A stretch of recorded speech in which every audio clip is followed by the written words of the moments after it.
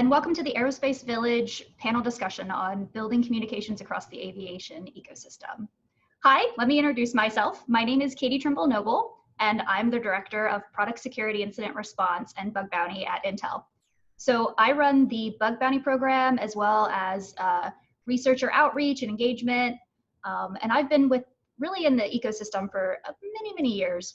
Prior to coming over to Intel, I worked for the Department of Homeland Security, where I was the section chief for vulnerability management and coordination. So I've been doing this for several years.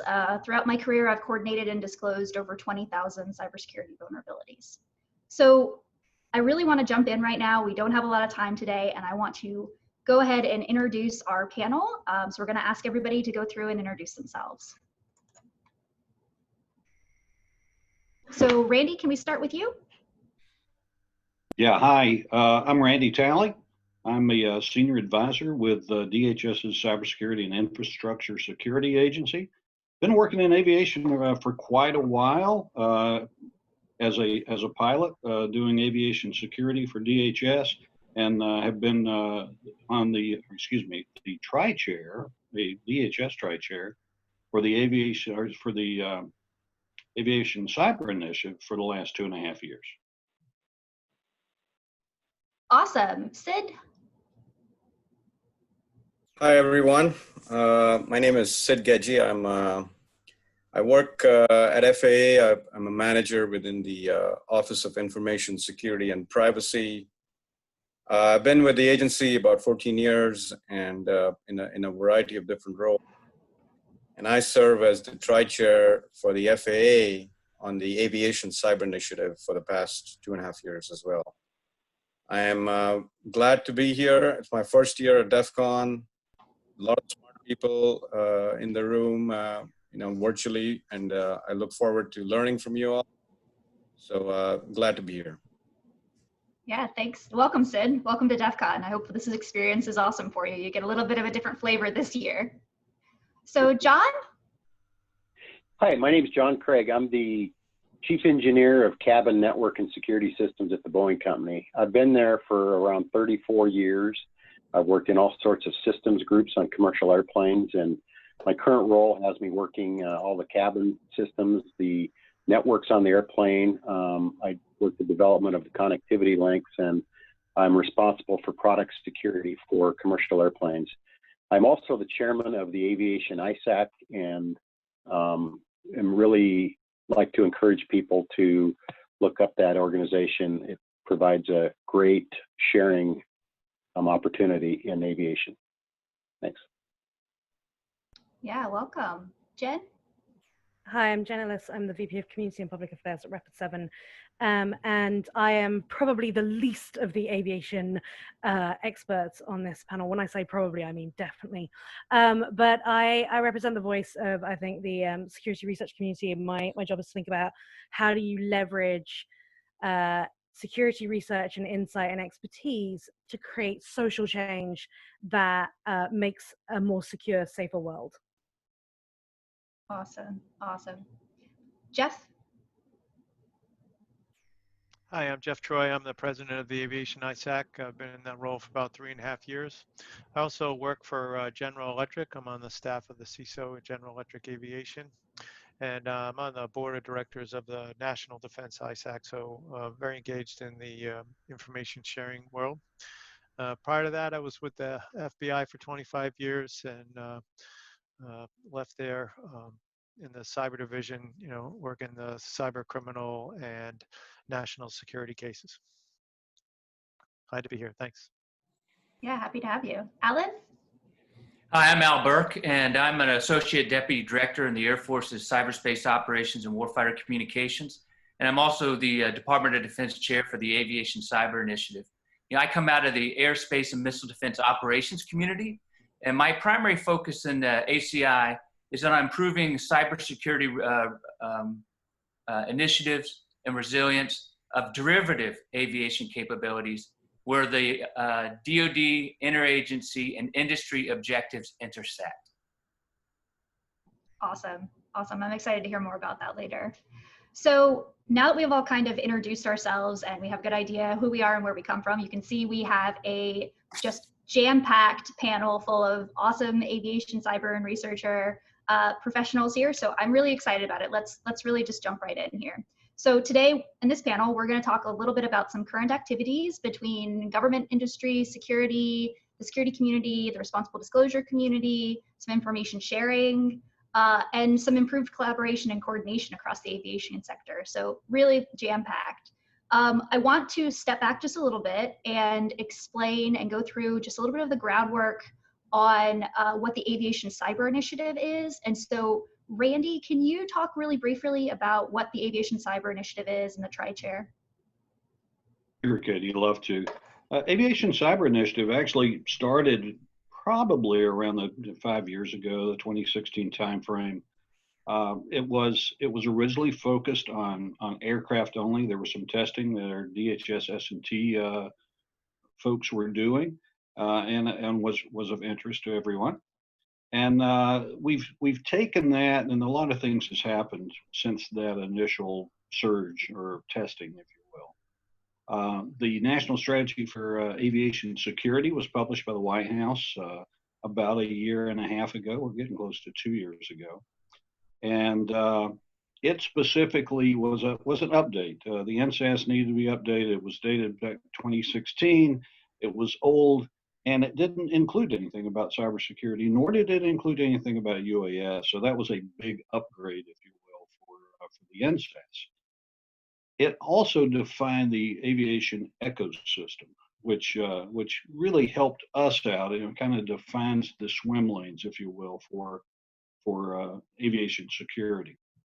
So those 6 swim lanes, as defined, include the aircraft, obviously, but also talks about airports, talks about airlines, airlift being the cargo derivative or equivalent of the airlines.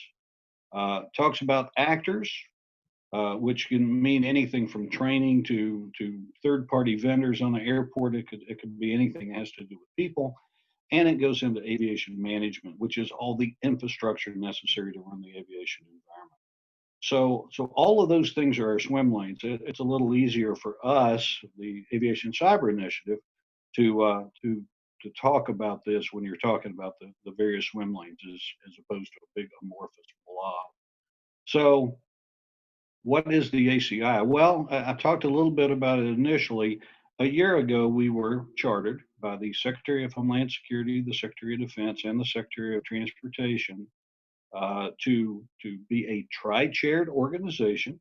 So I have my DoD colleague, Al, and Sid, my FAA colleague, and we lead this effort across the whole of government to include industry and to include anybody that's really looking at aviation cybersecurity, to pull them in and try to reduce our risks and increase our resiliency across aviation. So I'm very proud to participate in that. That gives you a little background. I don't want to get too much in depth in it, but I think that that should answer your question. Yeah, really good. Thank you. So I want to talk a little bit about a recent situation that I kind of really feel was a really good example of a watershed moment within the researcher, aviation, and public sector communities. So this happened about a year ago. And Jen, Rapid7 made it's a pretty interesting disclosure on civil aviation last year. Can you walk us through that and kind of give us your perspective on the process? Yeah, sure, absolutely. So we have a researcher, Patrick Kiley, who has done a in transportation in the past. He has done a lot specifically with automotive. He's also a pilot, and he's building his plane as one does, apparently. And so as part of his sort of, passion and enthusiasm in this area, he was investigating various things, and he heard about a technology being used in small aircraft that is well known in the security community as being sort of quite trivial to exploit. So the technology is CAN bus, and he heard that it was being used as a way of sort of connecting avionics. And the avionics, being the parts that control the plane, he was like, oh, that sounds quite dangerous. And he was well aware that a few years back, there had been a lot of noise made around about CAN bus in automotive, and there'd been very widespread discussion in the automotive industry. And as a result, many automotive organizations either moved away from using CAN bus or introduced additional mitigations and protections. He had not heard of such a discussion in the aviation space, and actually on talking to more people who work in aviation, he found that, generally security people seemed to believe it was an issue, but said that they were having trouble in having this be talked about at the right levels and get enough attention to really make a change. So, so he did some research on that, and our goal with the research from the beginning was never to sort of shame a particular vendor or embarrass a vendor. This wasn't a we're going to take a specific vendor system and uncover new vulnerabilities. It's much more of an architectural issue and a known issue. So the goal was to look at a few different systems, verify that CAN bus was in fact being used, and then talk about why that's an issue on a sort of strategic level and try and stimulate some discussion in the aviation community around it. As a result, and also because we were dealing with aviation, and we recognize that aviation is a different space. There is a sort of life and death element when you're talking about things to do with aviation. We were very cautious with how we approached it. Our typical disclosure process, which is documented and on the internet, is normally a sort of 60-day process, sometimes a bit longer. This process took 1.5 years. And the reason was two things. One, we very much did not want to cause hysteria. As somebody who flies a lot, I know how easy it is to get spooked on this stuff, and I and the rest of the team were very keen not to have that be the case. So we wanted to be very thoughtful with the approach that we took, and we wanted to be very balanced and as neutral as possible. And the second thing is that we really did want to try and stimulate this discussion. That was our goal. So we wanted to try and involve as many people to participate in that process as possible, and really sort of like immerse the community as much as we could.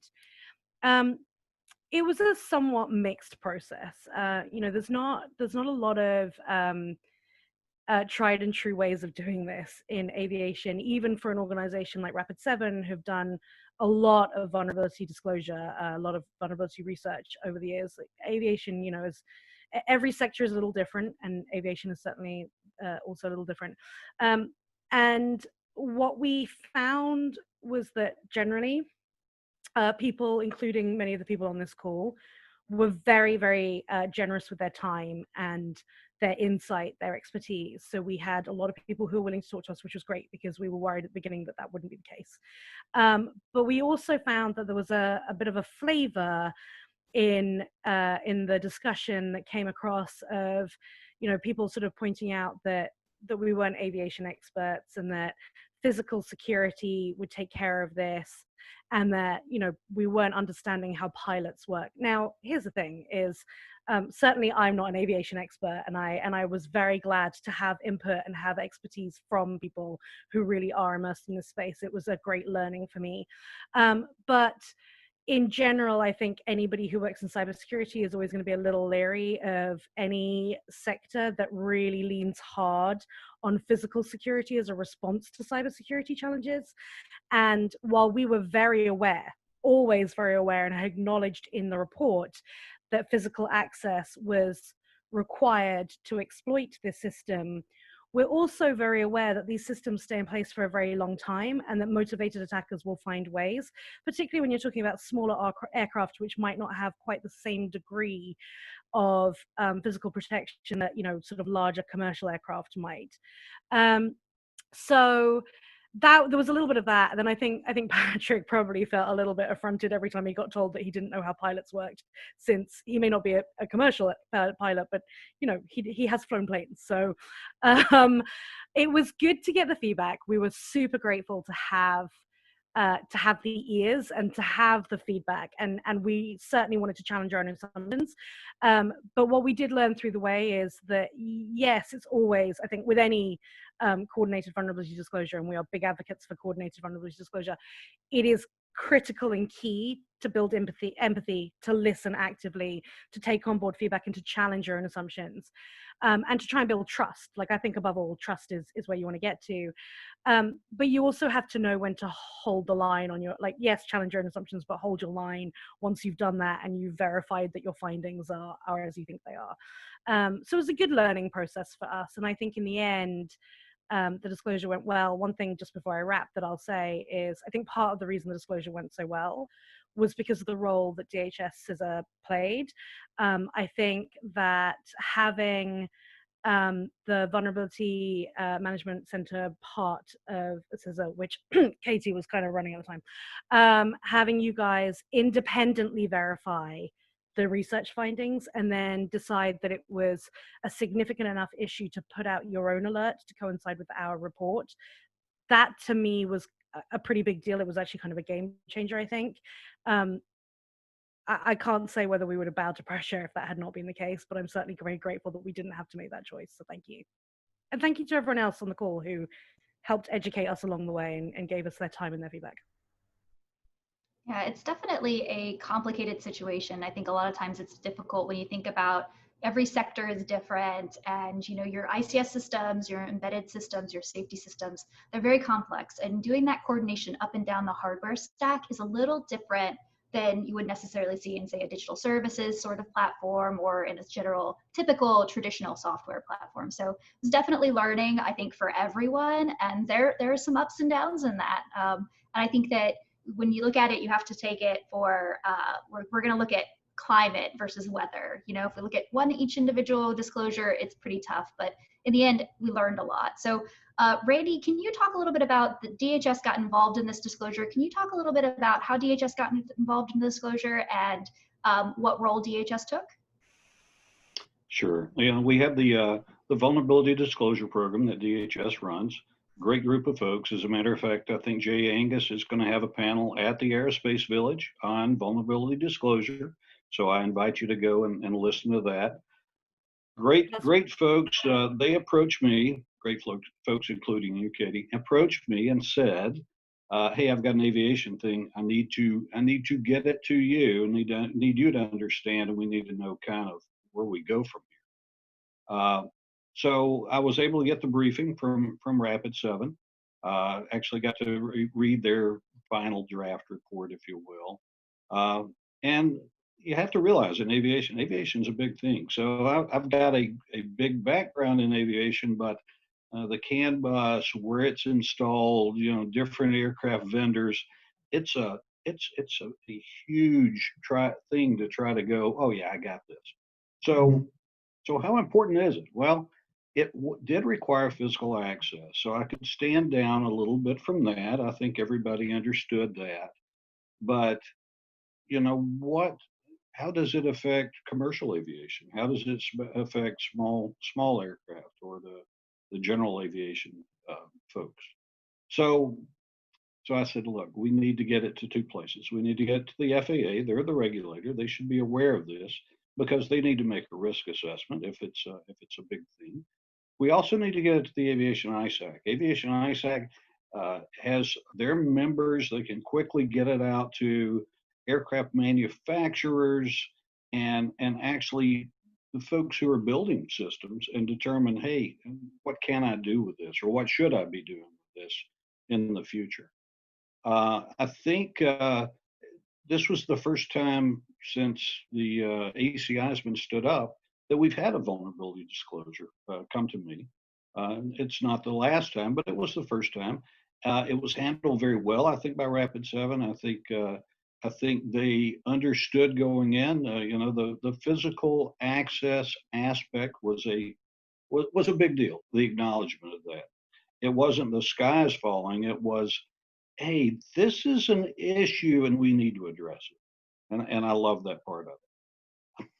I know our VDP folks, the vulnerability disclosure folks, were very interested in, hey, look, we need to send out an advisory. It's going to mirror what we did on the cars years ago. And it's also going to say, hey, it does require physical access. So then once again, not the sky is falling, we found a vulnerability, but this is something you should be aware of when you're architecting a system. So it was very good for me. I enjoyed getting involved in it to this level. And then, the focus for that vulnerability disclosure is can we get, how do we approach a mitigation? If we found a vulnerability, how do we approach a mitigation? How do we close that down and make the system more safe and secure? And I think we achieved that in this particular case. Great.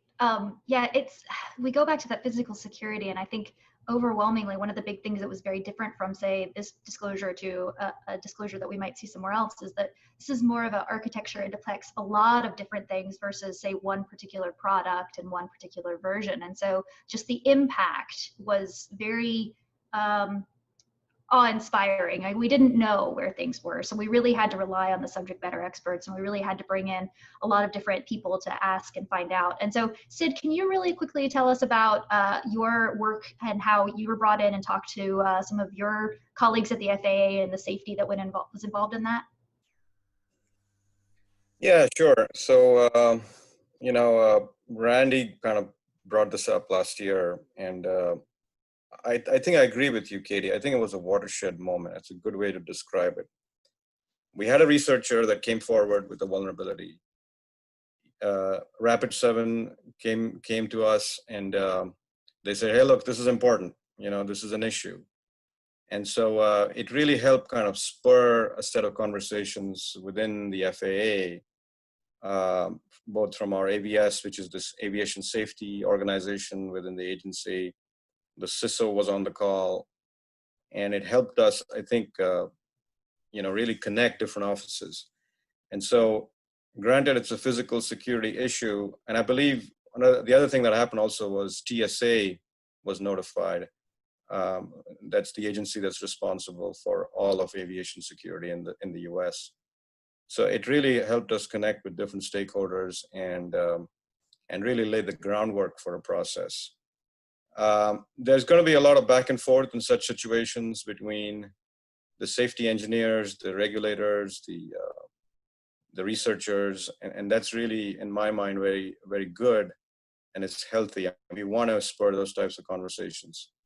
Everybody's not going to agree on what exactly, how big the risk is. And so it can get a little difficult to get to the same page, but I think having those conversations is really important. And I think this event helped us do that.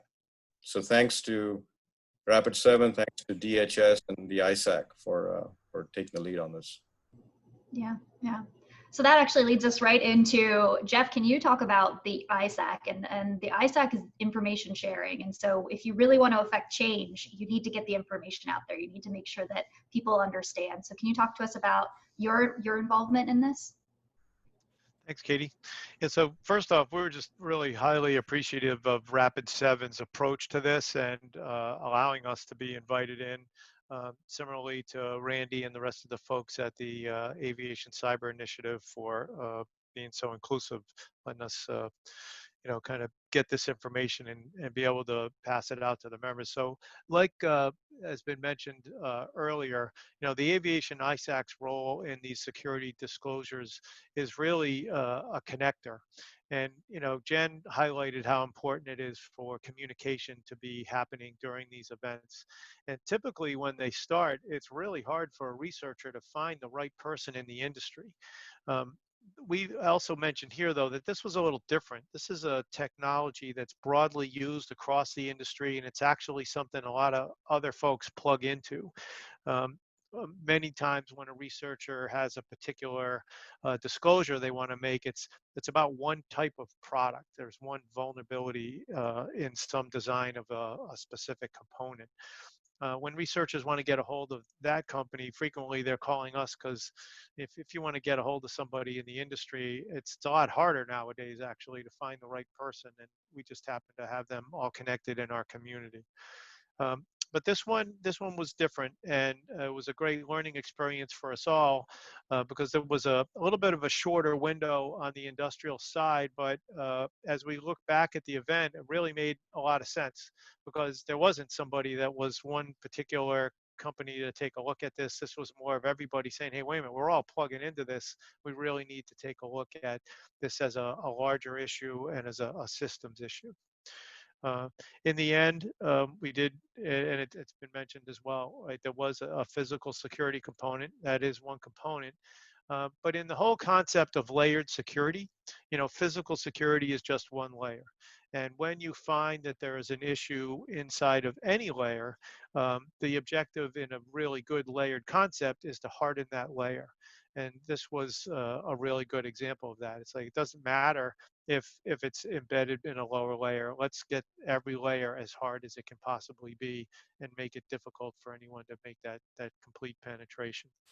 So I would agree with everyone. I think this was a really good example of how to do it right. And I think what was really impressive for us too, as the trust gets built across the engagement between the researchers and the industry, was really good to see, what Jen talked about was the perspective right from the start. Hey, we don't want to get people overly excited or hysterical about something. We really need to understand in the whole equation of risk, how big of a risk is this, and how does that risk get managed? And their approach that they took, that cautious approach of really trying to get that understanding and validation, was really critical to the successful outcome. Awesome. So I think this is a great opportunity, and it was a great example of pieces that didn't ever, typically work together, and who were new to each other and maybe didn't even know that the other existed, and were able to really pull together. And there were some ups and downs, and in the end, Rapid7 put out their vulnerability information, DHS put out a complimentary security advisory, and I think it sort of laid the groundwork. So now that we kind of talked about that, I really want to pivot to the current. So there are some really awesome progress being made in the aviation and researcher communities, and it's hard to even pull a couple topics. When I sat down to kind of go through and say, what can we talk about here? There were just so many topics out there. The community is moving so rapidly, and I think even the Aviation Village itself is something that 10 years ago we wouldn't have even thought of. We could pull together and do that. And so there's so many wonderful things. John, Boeing is getting involved in some really awesome community outreach and community engagement. Can you talk a little bit about the Tech Council? Yeah. So I'll start off with, aviation is a unique space, and we have a very strong safety culture. We have a unique development process. And, to some extent, I think we view ourselves as being special. And, Jen kind of mentioned earlier that when people come from outside that community, the natural antibodies kick in, and we find reasons to kind of discount the feedback. I've been working in this space for 10 to 15 years, and reality kind of kicked in on me when the Stuxnet virus was disclosed, and it broke all my stereotypes of aviation and how we're unique. And oftentimes I feel like an evangelist out trying to spread the good word.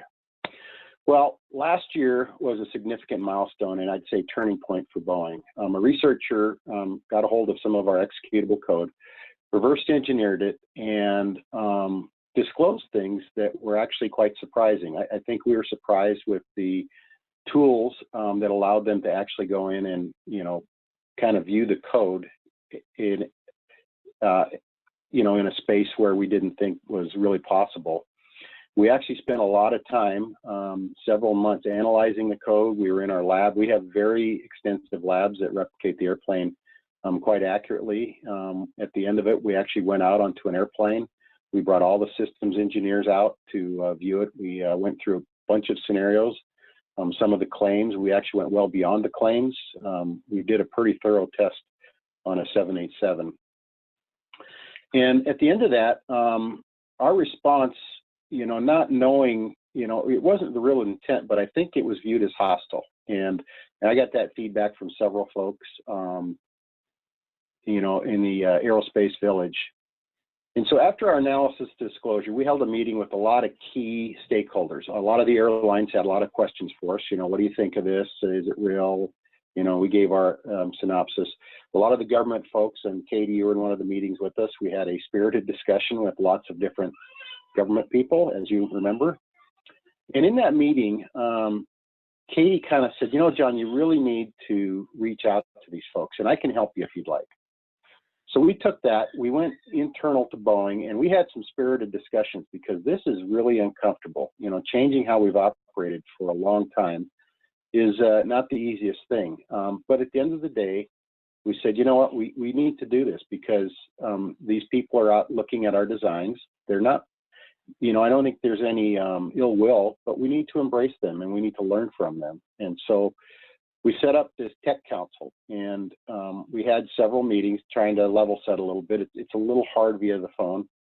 And so after the RSA conference in San Francisco in February, we invited them all back to Boeing.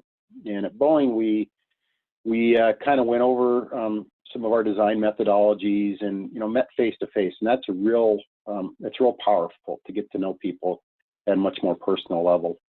We took them into our labs, showed them what we're capable of. We even arranged time on a 787 simulator. In fact, one of the gentlemen was a military pilot, and we set up kind of a difficult landing for him, high winds and, you know, low light conditions, etc. He made it down good, which was positive.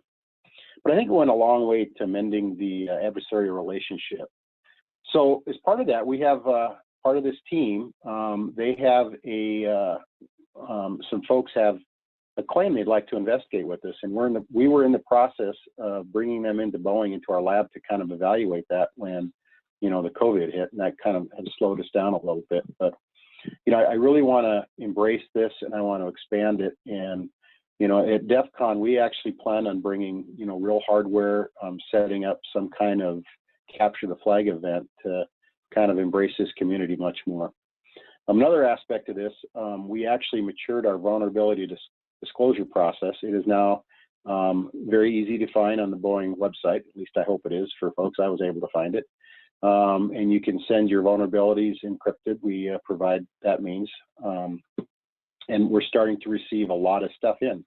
And a lot of things that come in are shared between all the stakeholders. And as the product guy for the airplane, we see all of it. And we actually evaluate. It's surprising vulnerabilities that are in the IT space. A lot of these systems are used in some form in aerospace, and so we have to evaluate all those and see if we have the same issue that maybe the original claim came in with. So I'll just close, you know, saying we're still crawling here. I'm really hoping to get more engaged. You know, I think it's critical that we interject this into our designs. It's a different view, and, you know, it's always powerful to get diverse opinions and diverse perspectives, and those outside of aviation probably are more powerful at looking at our designs than we may be. So thanks. Yeah, awesome. I know I remember sitting in some of those meetings, and I remember thinking to myself, why don't we all just talk? You know, why don't we all just talk? And I can imagine that there were some people in that room who thought that I was just that crazy lady from Homeland Security with these wild dreams of working together. But I'm hopeful that we're going to see more of that, and that has actually worked out really well. Yeah.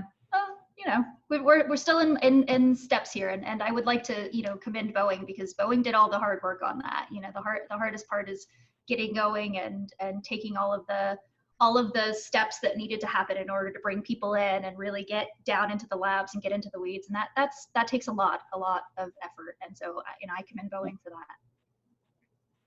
Thanks. Yeah. So Sid, can you talk a little bit about the FAA structure and the work with the tri-chair and some of the things that you've been working with? Yeah, sure. Thanks, Katie. I agree with everything that has been said on this great panel. I think let me make a few points. You know, we kind of oversee and regulate civil aviation. So we have a unique role. We are the premier aviation agency in the US. We have authority over all the aircraft that fly in the US and all the airmen, all the pilots. We certify them. We certify all the aircraft. And we also conduct air traffic control. All the airplanes that take off and land are controlled by the FAA. So it's a pretty big role. It's a pretty big responsibility. I think safety is our focus, and we are a safety agency. And so the way I see it is that cybersecurity is part of our safety responsibility. And I run into that all the time. As a tri-chair for the ACI, it's really the big task is culture change. We are trying to bring that culture of security and looking at how to improve the security of the whole ecosystem into an agency that's focused primarily on safety. So in terms of vulnerability disclosure, we don't have like a formal program. We don't have like a way that you all, the researchers, can come forward and directly to us. We rely on DHS, which is our partner through the ACI. But that does not mean that we are not open to all of your ideas. I think the fact that I'm here on a panel, I'd love to hear from you all. And we love to have that dialogue about what the risk is and what some of the vulnerabilities are. So I want to echo what has been said earlier. I think trust building is incredibly important.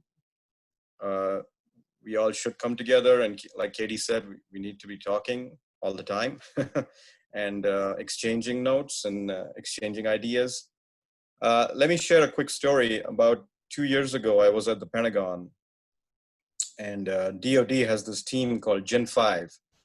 That's basically a bunch of very smart people, just like you all, that were looking at some of the vulnerabilities within ADSP, which is our system for surveillance-based air traffic control. It's satellite-based, air traffic control. We are moving away from radar into satellite-based GPS, radar control.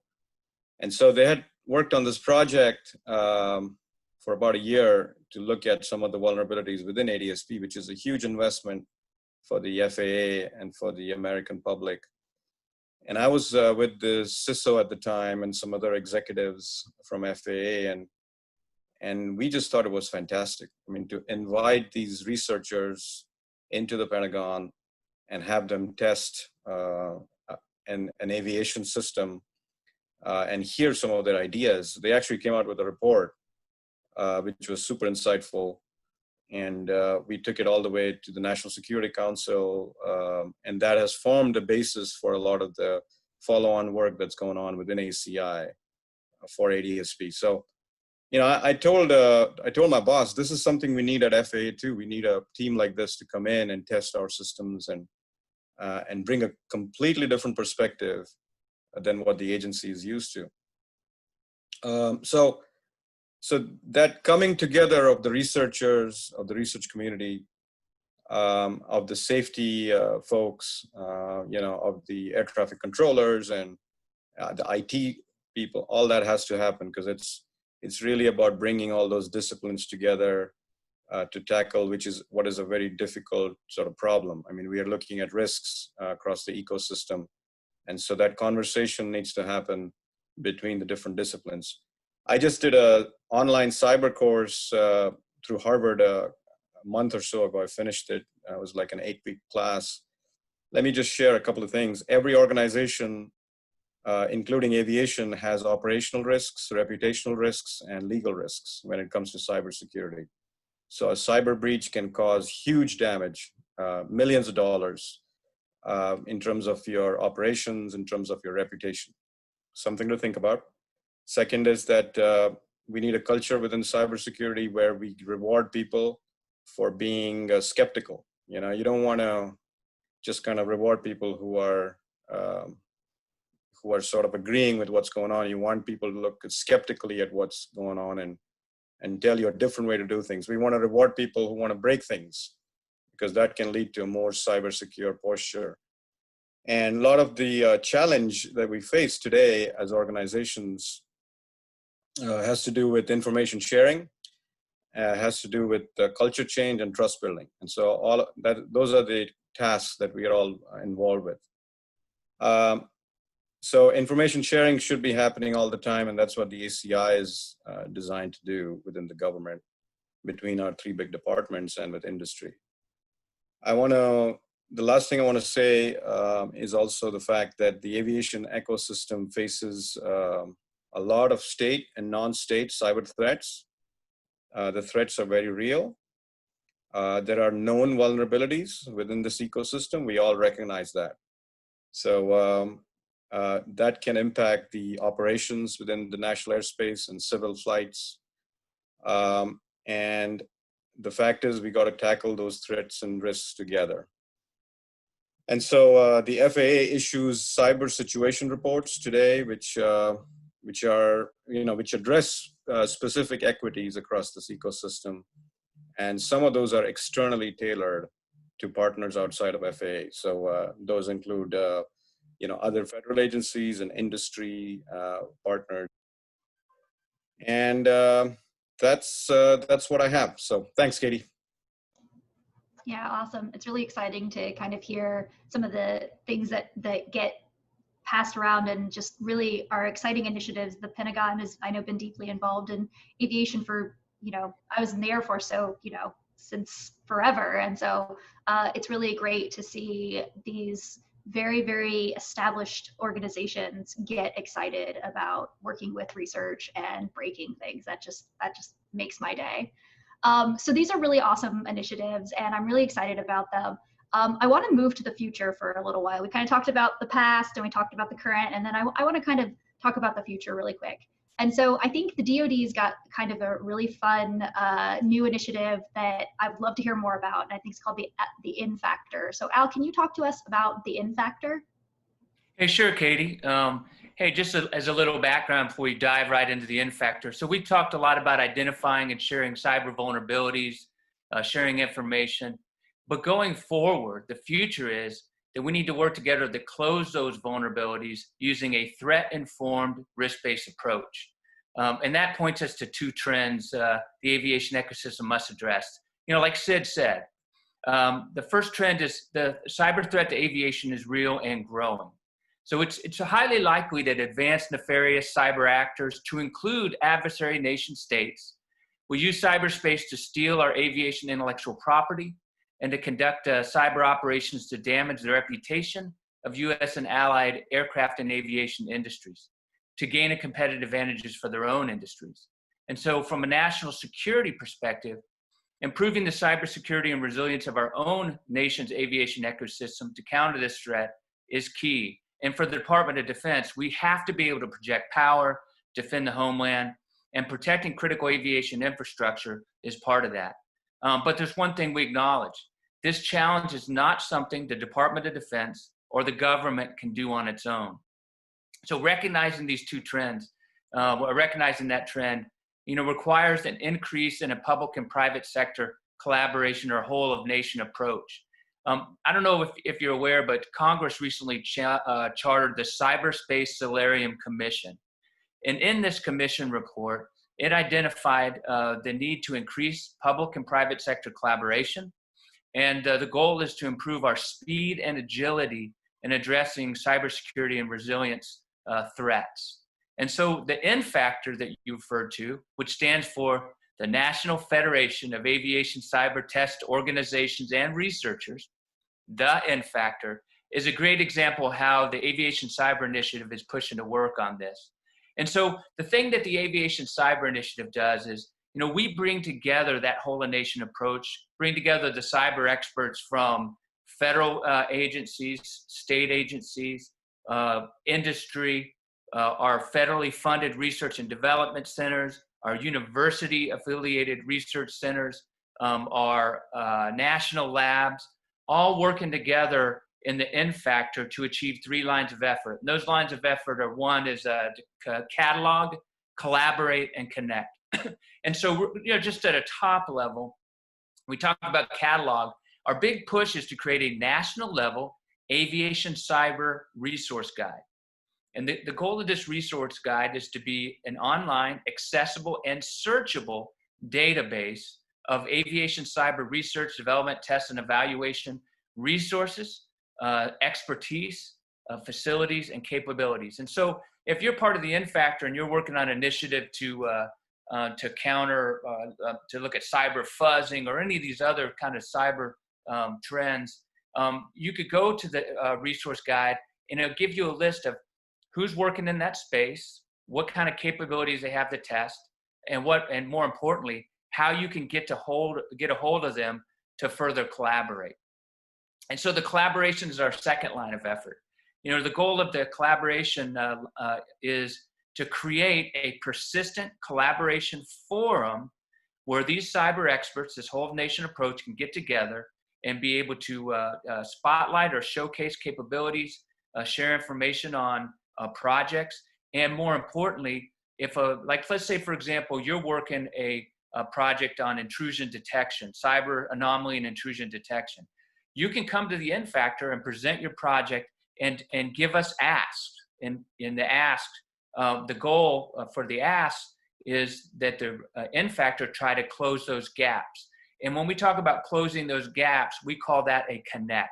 And that's the third line of effort, to connect projects, efforts, research papers with resources to do things like test, validate, and to move forward projects. And just a couple examples, you know, on the collaboration side, Johns Hopkins APL did a presentation on how they were doing cyber modeling on various aircraft. The aircraft they were doing the modeling on, it so happened, since John Craig was on, well, they were Boeing aircraft. And so, you know, after the meeting, John and his team got together and said, hey, we probably need to know more about this modeling effort. And oh, by the way, maybe we can work with Johns Hopkins to make it better. And so right now, that's what we call a connect. We're working to bring those Johns Hopkins, APL, and Boeing together to talk about how they can enhance that cyber modeling. And then on the resource sharing side, we had a project come forward that was working on a cyber anomaly and intrusion detection capability. It was AI, machine learning based. And they needed a data tap to pull data from a 1553 bus. They didn't have it. And they also needed large quantities of data to support, you know, training a machine learning and AI capable tool. And so we connected them with the Air Force Research Lab and provided a tool called Vampire, which is a aviation bus tap, and shipped that to them. And then Johns Hopkins APL again came through, and they've been working on a data sharing effort that's been fantastic in terms of connecting. So those are the kind of things that the N-Factor is trying to do. And we're trying to do it at scale. And so that leads us to the, I'm sure people are saying, so how do you participate in the N-Factor? Well, we got a couple asks. You know, first off, we're focused right now on U.S. organizations. So if you want to be a part of the N-Factor, what we ask you to do is three things. First, we want you to, one, agree to populate our aviation cyber resource guide with your company's capabilities and resources. So that's one. The second one is we want you to participate in our tight 90-minute monthly forum. It's the N-Factor Collaboration Forum. And our goal is to be able to showcase all our major participants as we go forward, and to participate in follow-on meetings, you know, should those connects happen. And the third one is the connect part, that if you have capacity and if you have resources, we would like for you to help connect others to serve as a mechanism to accelerate our cyber innovation and the aviation ecosystem. And so that's the kind of the three asks. I tell you, just yesterday, we had nearly 100 participants from across more than 60 organizations participate in the N-Factor Forum. Our FAA Tech Center and DoD guys are working to deliver the Aviation Cyber Resource Guide by the end of August, at least the first instantiation of it. It's based on the FAA's Technical Capabilities Library.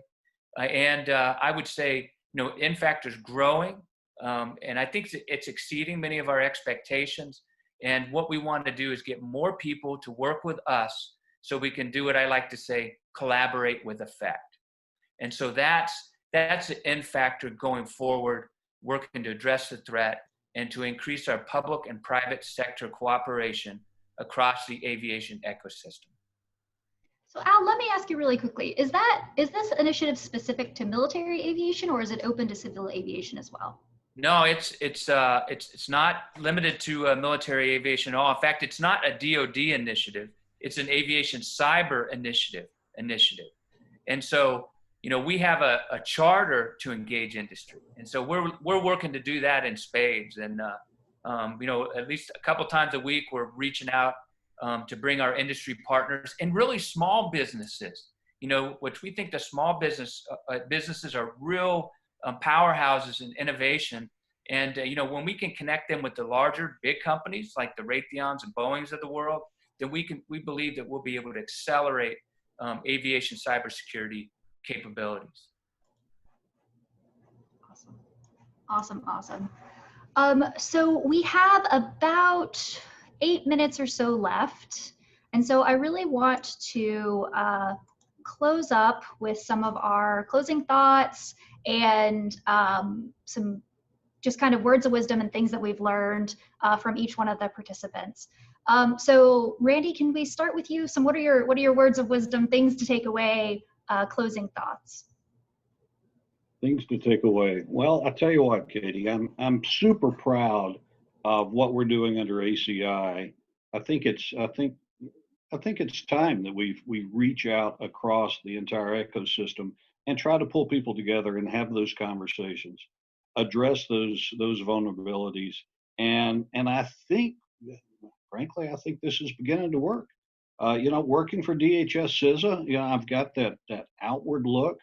I'm looking to industry. I can pick up the phone and call virtually anybody on this panel at any time, and if they're not in a meeting, which they always are, they'll answer the phone and we'll have a conversation. This is collaboration at its finest, and I gotta say, and I know we're limited on time, so I'll stop it here. I love my job, and these are the reasons why I love my job. The people on the panel, the things that we're trying to accomplish, and what we're trying to do through ACI. I'm very proud of that. Yeah, it's wonderful. It's something that I think is really going to make a difference, and that's very exciting. I'm excited to be proud of it, or to be part of it. Sid, what are your thoughts? Well, I want to say that COVID-19 obviously has affected the aviation industry. It's transforming. It's going to transform how we travel. It's going to change so many things, and we're going through a change right now as an aviation industry. But that does not mean we ignore the cyber threats. The work we are doing here on this panel and the work I do through the ACI is incredibly important. The cyber threats are real from both state and non-state actors. It's a combination of physical security and cyber security and the information technology and operational technology, safety, security, all of that. And the ecosystem is a vast, complex network. So there's a lot of vulnerabilities to it. A cyber breach can happen anytime. There are threats out there, and an attack can cause millions of dollars of damage and a loss of reputation. So it can shake public confidence. It can change, again, the nature of flying. So we cannot ignore it. I think the work we're doing is super important, and I'm privileged and I feel lucky to be part of this team of so many smart people who are doing such incredible work. So thank you for having me. You have my contact information, so I urge you all to reach out to me anytime. Awesome. John?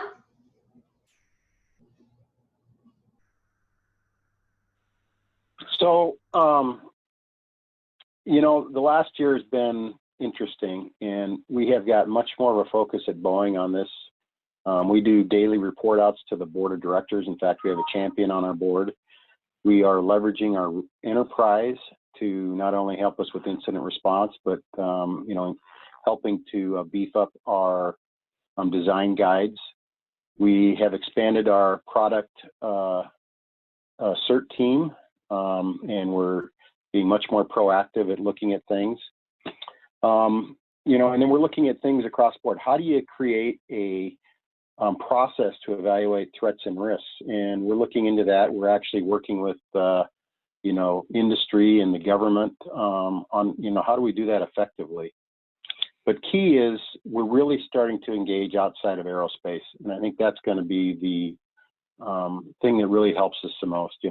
The Tech Council is one, but participation at Defcon so we can build those relationships. RSA conferences, etc. So it's pretty exciting. It's really exciting right now, and a little uncomfortable, but it's good. So thanks. Yeah, embrace the uncomfort. Jen? Katie, I'm honestly kind of blown away.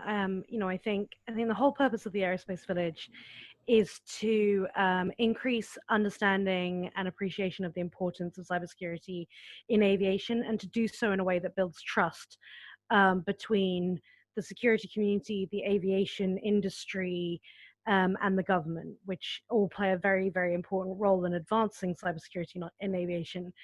And when I sit and I listen to my fellow panelists talking about some of the amazing initiatives they've got going on, and hear their attitudes and their responses to the research and that kind of stuff, I feel like we're in such a dramatically different position to where we were a couple of years ago.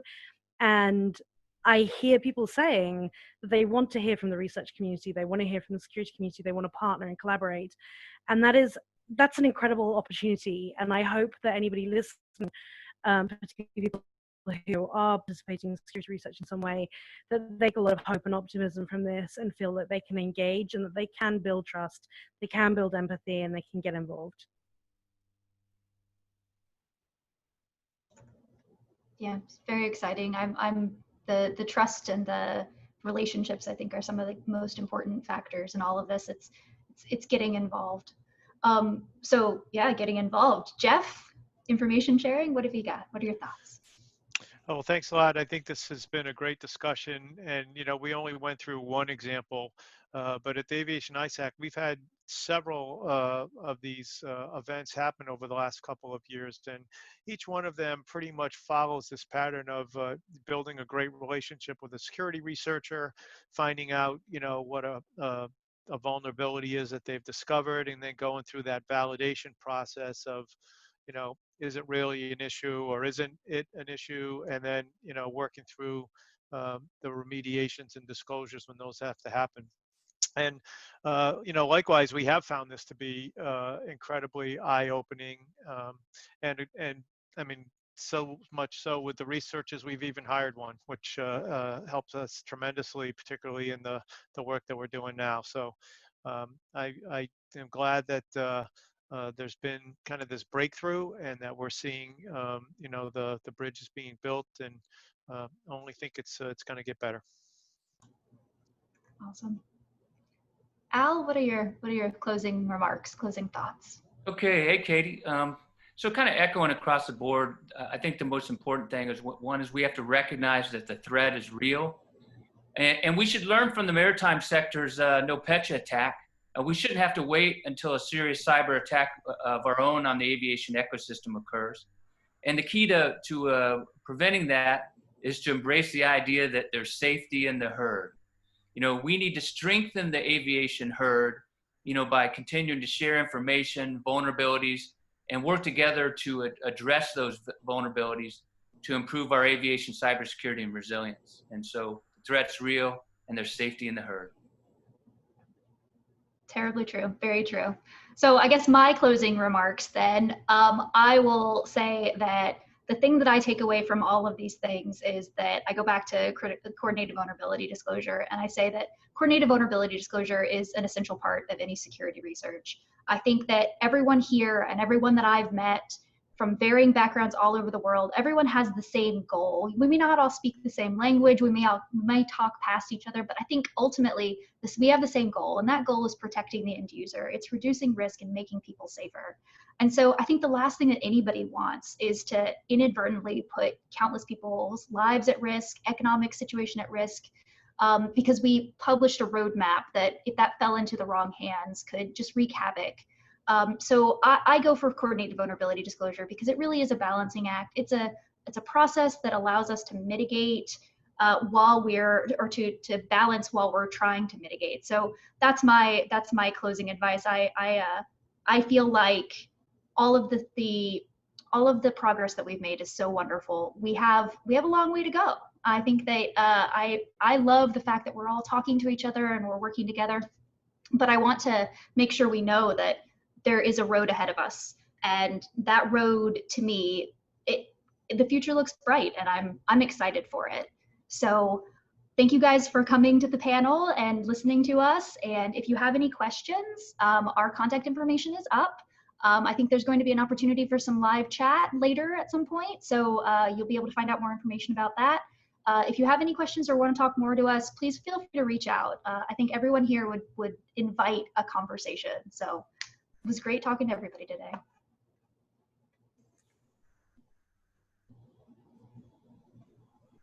Thank you.